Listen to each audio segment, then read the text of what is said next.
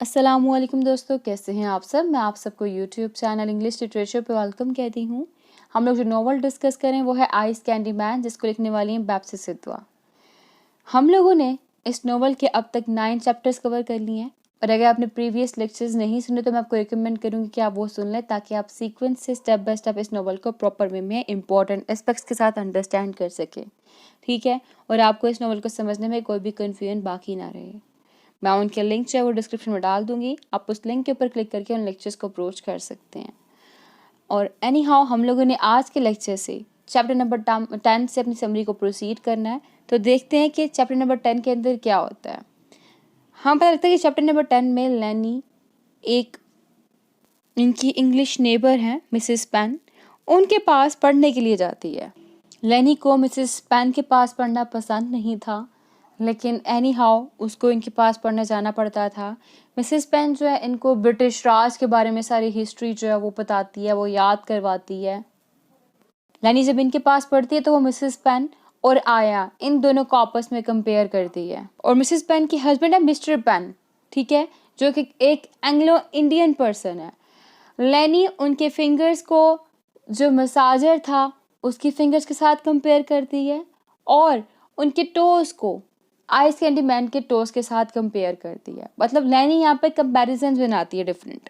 अब अपने लेसन्स लेने के बाद लैनी अपने गॉड मदर के घर जाती है। गॉड मदर का घर जो है वो मिसेस पैन के बिल्कुल पास है, उनके नेबर में ही है। लैनी की गॉड मदर में, मतलब गॉड मदर के घर के अंदर जो स्लेव सिस्टर होती है, slave sister basically God mother की केयर टेकर है, जिसका नाम लैनी ने स्लेव सिस्टर रखा हुआ है। वो इनके लिए चाय लेके आती है। अब होता क्या है, लैनी ने जो रोज़ी के क्रिस्टल जार होते हैं वो चोरी कर लिए होते हैं, स्टील कर लिए होते हैं, और लैनी उसको अपने घर में कहीं छुपाती तो पकड़ी जाती। इसलिए लैनी वो जार्स यहाँ पे लेके आई है, और उसने उन जार्स को गॉड मदर के घर में छुपाया है, ठीक है। वही 3 जार्स जिनका प्रीवियस चैप्टर में जिक्र हुआ था। जब स्लेव सिस्टर रूम से जाती हैं तो लैनी उन जार्स को वहाँ पे छुपा देती है, लेकिन बाद में जब स्लेव सिस्टर आती हैं तो उनको वो जार्स मिल जाते हैं। फिर लैनी से पूछा जाता है कि जार कहाँ से है, तो लैनी वहाँ पे झूठ बोलती है अपनी गॉड मदर से कि रोज़ी ने खुद उनको ये जार दिए हैं। लेकिन जो गॉड मदर है वो बेवकूफ़ नहीं होती, वो कहती हैं लैनी से कि तुम्हें थ्रू आउट लाइफ के अंदर एक ही लेसन सिखाया गया है, वो ये कि she can not get away with lying और swearing because it does not suit her. ना वो कसम खा सकती है, ना वो झूठ बोल सकती है, क्योंकि झूठ बोलना और कसमें खाना लैनी के ऊपर सूट नहीं करता।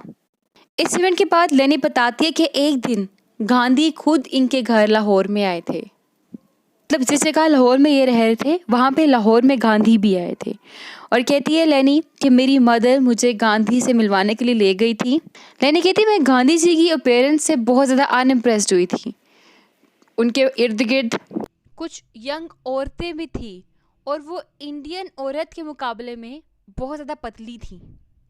लैनी बताती है कि जब लैनी और उसकी मदर गांधी के करीब पहुंचे तो बड़ा ही सरप्राइज हुई गांधी की डिस्कशन सुन के। और वो डिस्कशन थी किसके अबाउट थी, डाइजेशन के अबाउट थी।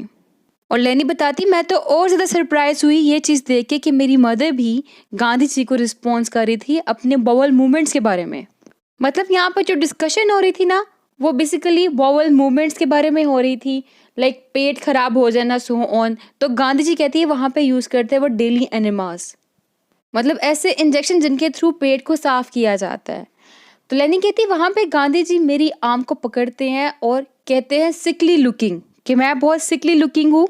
लैनी कहती मुझे बड़ा गुस्सा आ जाता है उस टाइम पे गांधी जी पे, और तब तक मैं उनके ऊपर गुस्से से देखती हूँ जब तक वो मेरी तरफ प्यार से नहीं देख लेते। फिर लैनी बताती कि गांधी जो है, गांधी जी मेरे फेस के ऊपर बड़े प्यार से हाथ फेरते हैं, और मैं नीचे की तरफ देखने लग पड़ती हूँ और सोचती हूँ कि this is the first time I have Lord my eyes before a man, कि पहली दफ़ा ऐसा हुआ कि मैंने किसी आदमी के आगे अपनी आंखें नज़रें जो है वो नीचे की हों। और यही चैप्टर 10 एंड होता है। चैप्टर 10 में क्या देखा हम लोगों ने कि लैनी जो वो एक कन्फ्लिक्टेड करेक्टर दिखाया गया हुआ है। ऐसा करेक्टर जो कि झूठ बोलना भी चाहता है, स्टील करना भी चाहता है, मतलब चोरी करना चाहता है, कसमें खाना चाहता है, लेकिन उसके करेक्टर में कुछ ऐसा है जो कि इसके लिए इम्पॉसिबल है। इम्पॉसिबिलिटी क्रिएट करता है इसके लिए टू स्टील समथिंग और टू टेल अ लाई। जैसे उसने रोज़ी के जार्स चुरा लिए, लेकिन चुराने के बाद वो डरती रही है, उसको फियर भी था, उसको गिल्ट भी था इस चीज़ का, और उसने उस फियर और गिल्ट के अंदर उन जार्स को छुपा दिया। जब गॉड मदर ने डिस्कवर किया उन जार्स को, तो गॉड मदर ने अगेन उसको रिकॉल करवाया कि ये जो झूठ है वो उसके ऊपर सूट नहीं करता।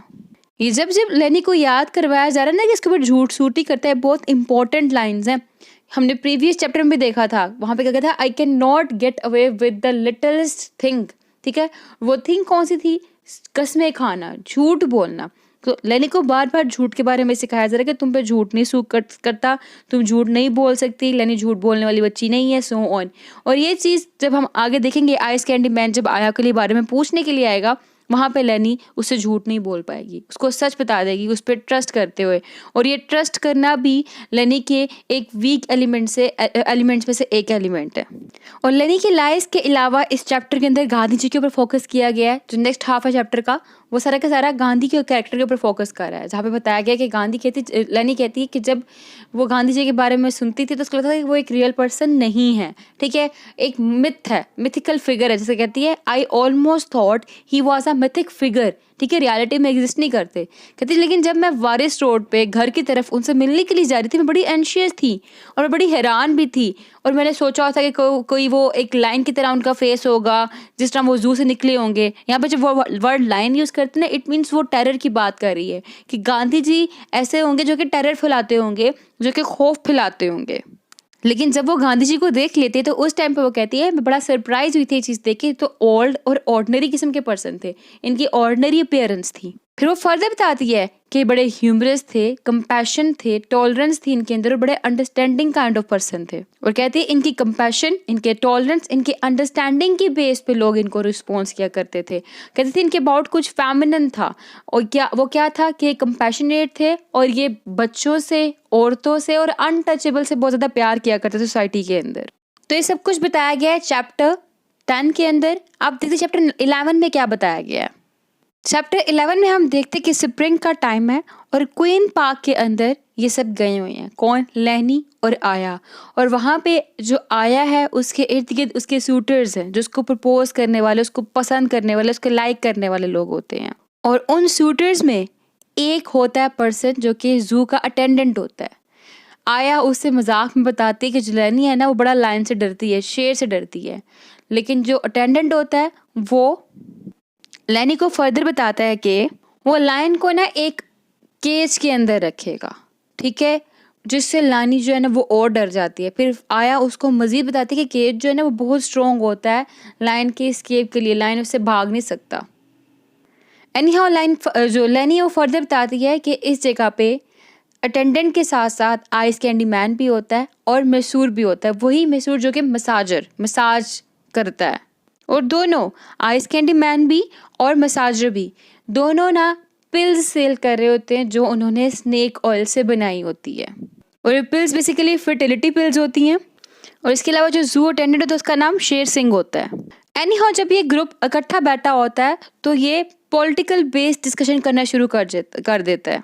और वो बात करते हैं कि जो विजरी ऑफ इंडिया है जिसका नाम आर्किबेलेड वेवल है, वो कहा जा रहा था कि रिटायर्ड हो चुका है, लेकिन कहा जाता है कि वो रिटायर्ड नहीं हुआ। उसके बारे में रूमर्स चल रही हैं कि वो फायर्ड, उसको निकाला गया उसकी जॉब से, उसकी सीट से, और उसकी रिप्लेसमेंट में लुइस माउंटबेटन नेम का पर्सन आया है। और ये नेहरू का बहुत ही करीबी है और he seems to favour Hindus, कि वो हिंदूज के फेवर में है। फिर इस पॉलिटिकल डिस्कशन के बाद वो लोग सिख और इंग्लिश की बात करना शुरू कर देते हैं और डिफरेंट रिलीजियस की बात करना शुरू कर देते हैं कि कैसे जो है इंग्लिश डिफरेंट रिलीजियस ग्रुप के अगेंस्ट एक दूसरे को खिलवा रहे हैं, लड़वा रहे हैं।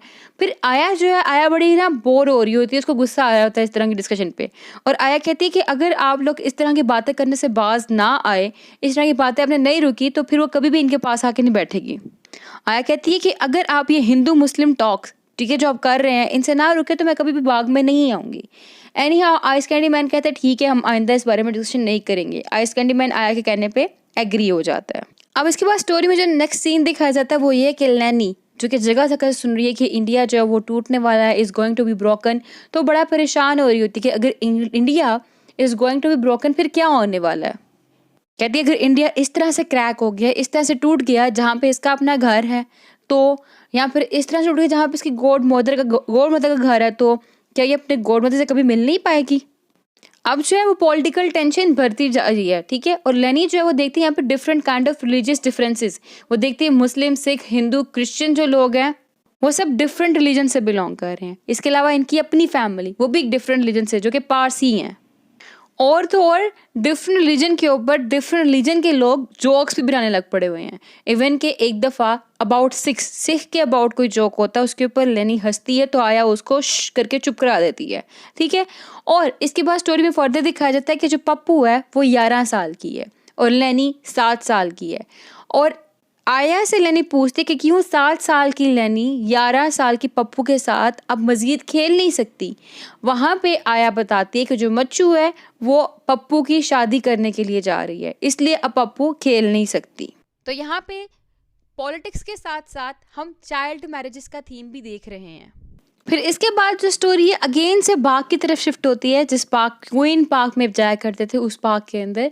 वहाँ हम लोग को थीम ऑफ रिलीजियस देखने को मिलेगा, ठीक है, कि रिलीजियस डिफरेंसेस वहाँ पे आएंगे। कि एक दफ़ा लाइक लेनी है, उसको वॉशरूम आया था तो जो मसूर है वो उसको लेके गया था वॉशरूम करवाने के लिए।